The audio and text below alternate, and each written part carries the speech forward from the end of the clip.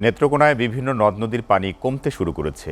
জেলার কংস নদ ও উবদাখালী নদীর পানি এখনও বিপদসীমার উপর দিয়ে প্রবাহিত হচ্ছে। হাওরে পানি এবং শ্রমিক সংকটে ধান কাটতে পারছেন না কৃষকরা।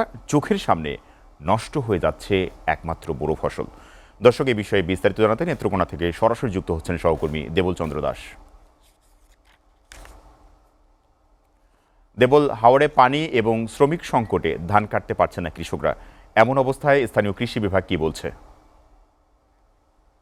আপনি যেমনটি বলেছেন, আপনি জানেন যে নেত্রকোনায় আসলে একটা হাওড় অঞ্চল। নেত্রকোনা আসলে শস্য ভান্ডার হিসেবে কিন্তু একমাত্র বুড়ো ফসলই কিন্তু কৃষকদের ভরসা। হাওড় পরে যারা কৃষক রয়েছেন তাদের একমাত্র ইরি বুড়ো ফসলই কিন্তু সারা বছরের একটা ফসল, এবং এর থেকে কিন্তু তারা দৈনন্দিন যে তাদের যে খরচ আয় ব্যয়ের যে হিসাব এখান থেকেই তারা করে থাকে। কিন্তু এবছর কিন্তু তার একটা আসলে ব্যতিক্রম ঘটেছে। অতিবৃষ্টির কারণে কিন্তু মানে তারা একেবারে ক্ষতিগ্রস্ত। আপনি প্রথমেই যে নদ নদীর যে পানি বৃদ্ধির কথা বলছেন, আসলে গতকালকে থেকে আজকে প্রায় 15 থেকে 20 সেন্টিমিটার পানি কমেছে। তারপরে কিন্তু বিপদসীমার উপর দিয়ে প্রবাহিত হয়েছে। এছাড়াও যে হাওরে কিন্তু এখনো কিন্তু পানি বাড়ছে। গতকালকে রাত থেকে বৃষ্টি এখন পর্যন্ত কিন্তু গুড়ি গুড়ি বৃষ্টি হচ্ছে। তো সেই ক্ষেত্রে কিন্তু হাওরে পানি বাড়ছে, এবং আমি আরেকটি বিষয় আপনাকে দেখাতে চাই যে এই যে আপনার পিছনে যে আমার যে ফসলের জমিটা রয়েছে এটি কিন্তু পানির নিচে। গতকালকে আমি এখান থেকে আসলে আপনাদেরকে সরাসরি জানানোর চেষ্টা করেছিলাম। তো এটি কিন্তু গতকালকে কিন্তু অনেকটাই উপরে ছিল।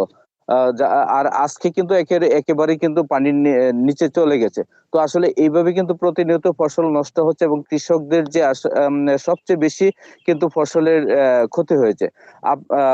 কৃষকের অভাবে কিন্তু ধান কাটতে পারছে না। আরেকটা বিষয় যে পানির মধ্যে কেউ কোনো শ্রমিক কিন্তু ধান কাটতে পারছে না। যার কারণে চোখের সামনে কিন্তু ফসল এভাবেই নষ্ট হচ্ছে। আমার পিছনে যে আরো দেখতে পাচ্ছেন যে অনেক এই যে পানি যে রয়েছে, সাদা পানি, আসলে এখানে কিন্তু টোটাল এই ফসলি জমি। তো আসলে এখানে কিছু করার নেই। প্রাকৃতিক দুর্যোগের যে বিষয়ে প্রশাসন আসলে কিছু করতে পারছে না। তো সব মিলিয়ে কিন্তু যদি বৃষ্টিপাত না হয় তাহলে কিন্তু কৃষকরা যে উঁচু এলাকার যে জমিগুলো রয়েছে তারা কাটার একটা সম্ভাবনা করছে। তো আমার কাছে এই ছিল নেত্রকোনা থেকে সর্বশেষ পরিস্থিতি।